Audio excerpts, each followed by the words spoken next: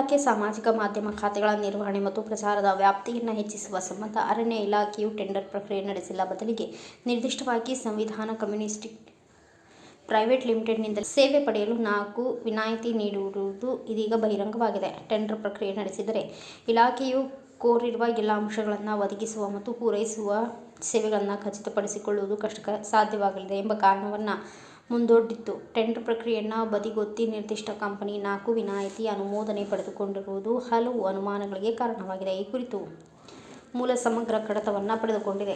KTPP ಕಾಯ್ದೆ ಮತ್ತು ನಿಯಮಗಳ ಅಡಿಯಲ್ಲಿ ನಿರ್ದಿಷ್ಟ ಸಂಗ್ರಹಣೆಯಷ್ಟೇ ವಿನಾಯಿತಿ ನೀಡಿದೆ. ಆದರೆ ಅರಣ್ಯ ಇಲಾಖೆಯು ಈ ಸೇವೆಯನ್ನು ಯಾವ ಅವಧಿಗೆ, ಎಷ್ಟು ವೆಚ್ಚದಲ್ಲಿ ಸಂವಿಧಾನ ಕಮ್ಯುನಿಕೇಷನ್ಸ್ ಪ್ರೈವೇಟ್ ಲಿಮಿಟೆಡ್ನಿಂದ ಪಡೆಯಲು ಉದ್ದೇಶಿಸಿದೆ ಎಂಬುದನ್ನು ನಿರ್ದಿಷ್ಟವಾಗಿ ತಿಳಿಸಿರಲಿಲ್ಲ. ಅದೇ ಕಮ್ಯುನಿಕೇಷನ್ಸ್ ಪ್ರೈವೇಟ್ ಲಿಮಿಟೆಡ್ ನೀಡಿದ ಮನವಿಗೆ ಹೆಚ್ಚು ಪ್ರಾಶಸ್ತ್ಯ ನೀಡಿರುವುದು ದಾಖಲೆಗಳಿಂದ ಗೊತ್ತಾಗಿದೆ.